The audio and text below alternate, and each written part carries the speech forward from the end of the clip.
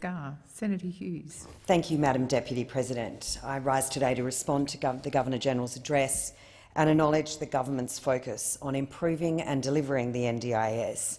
And as I said in my maiden speech a few weeks ago, the NDIS is for all of us. The NDIS may not be applicable to some people now. They may not need it, they may not require it, their family may not need to utilise the supports and services available. But that's not to say at some stage in the future, be it by birth or an accident, that families may need to access the NDIS. And therefore it is important for all of us here in this place and in this parliament, as well as for the Australian people, to deliver an NDIS that is fit for purpose and focus on the best intentions of supporting all Australians should they require it. I also would like to pay tribute to the Prime Minister and the government with regards to the focus and attention that they are putting on those with autism and their families. I'd like to acknowledge a lot of the work that is already underway in this area, the attention that's been given and the acceptance and their willingness to take advice and listen to those who are have a lived experience of the condition itself, or as a parent and carer, and that we are working towards improving the conditions for autistic people and their families significantly, and I look forward to that improving as we move forward day by day. I wanted to share today some of the feedback that I had been receiving since coming to this place, but also previously, from families and from autistic people in things that we can do better, things that we can improve upon to help autistic people and their families. One of the things that is consistently raised with me from parents is that guidelines on therapy options at diagnosis are still unavailable, are still ad hoc depending on who you see at the time of diagnosis.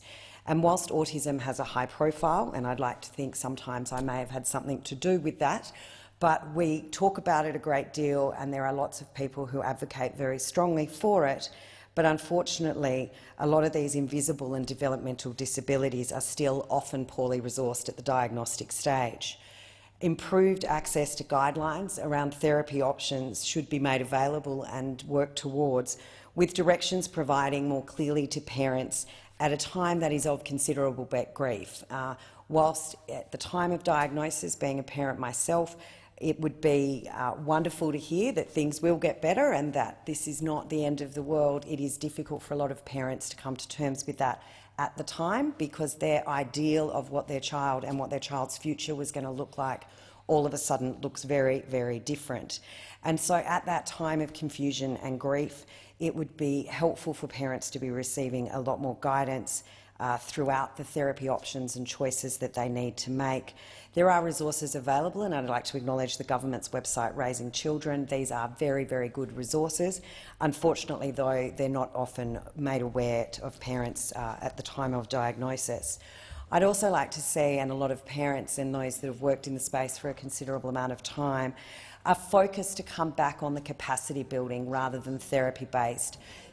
Looking at how we work with children and focus on their strengths rather than their deficits, how we can improve their lives and increase their daily living capabilities, as well as increase the functionality within the parents and the families themselves, to make sure that children are developing and improving and gaining access to the services and further independence as quickly as possible and in the best and most productive way as possible. And as we talk about the NDIS, obviously the under-7 cohort is considerable with early childhood, but autism is obviously is also playing a really large part when it comes to the numbers of NDIS participants.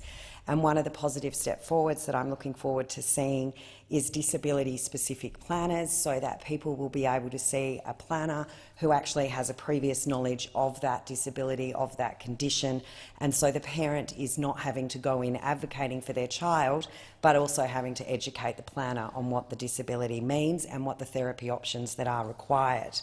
One of the most disturbing things that I have had reported to me on a number of occasions through my office is planners asking when children grow out of autism. Well, I can assure you from the very definition of autism being a lifelong disability, that doesn't occur. With the right supports, with the right interventions, children will move up and down the autism spectrum as they go through their lives. We should be encouraging that and making sure that that happens as successfully as possible. we certainly should not be looking to the option that they will grow out of autism, because that doesn't happen. Also, one of the things that is a step forward that a lot of parents would be looking forward to would be more access to in-clinic programs, more programs that are run within a centre-like environment, as opposed to the in-home programs that are fundamentally being looked at the moment and funded, rather than consortium programs of speech therapy, OT, early intervention and psychology, then having to administer it at home. A lot of families would be much better serviced, taxpayer dollars would be much better spent, and children would much more benefit from having access to therapy options in a preschool or kindergarten type of setting. All of this can be demonstrated through stronger database reporting, particularly with the younger cohort. Data is one of the very significant things that's taken throughout any best practice behavioural program will consist of taking data. That data should be made available in our reporting much better. When the NDIS is such a significant investment by the taxpayer in our community, we should be making sure that what we're investing in is actually working, and making sure that the children are actually getting access to the therapy that is making the biggest difference to their life. And that will occur, and I do think we'll start to see much more market-based led interventions as parents start to understand the choice and control side of the NDIS a lot better, but also as the market players start to respond much more to a market environment as opposed to the former block funding model. I must admit there is one part of block funding that I do miss, and it's one of the unintended consequences of the NDIS, and I have certainly welcomed the Prime Minister's interest in this area, and that is around siblings and families and carers. Because the NDIS and the plans associated with those participants are very much person-centred, the idea of respite has been knocked back. I can tell you as a parent I need respite from both my child with a disability as well as my children without a disability. It's just easier to organise for the children without a disability. We shouldn't be looking at respite as a dirty word, and we should be starting to build that into the plan and the functionality of the NDIS so that we are supporting both the siblings and the parents and the carers. And I'd just like to acknowledge Senator Scarr and the comments that he made with regards to mental health, depression and the use of medication. One of the hidden consequences of disability, and particularly for parents and carers with young children as they go through the process of diagnosis and development of therapy programs and beyond, is a dip in mental health, is extreme stress, both in a mental capacity, in an intellectual capacity. A lot of emotional and relationship breakdowns occur throughout these processes and times, and depression is something that is quite common within the carer cohort. So the acknowledgement of use of medication, the importance of therapy, those sorts of things should be much more of a focus and looked upon much more favourably and acknowledged throughout this process when children are diagnosed with autism. I would like to acknowledge, though, today also Kate Strom and Siblings Australia, who do great work talking to families and talking to siblings about how they can best deal with having a brother or sister with a disability. Children who have a brother or sister with a disability quite often miss out. They can suffer from their own forms of depression and other issues, mental health issues, due to the fact that so much time, effort and energy of the parents is being focused onto the child with the disability. As I acknowledged in my speech on Tim Fisher, the condolence motion last week was, Dominic Fisher is such a wonderful sibling and brother to Harrison, and Tim and I would quite often speak about the impact that people like Dominic had on Harrison, the people like Millie and Rupert Hughes have on their brother Fred Hughes in my household.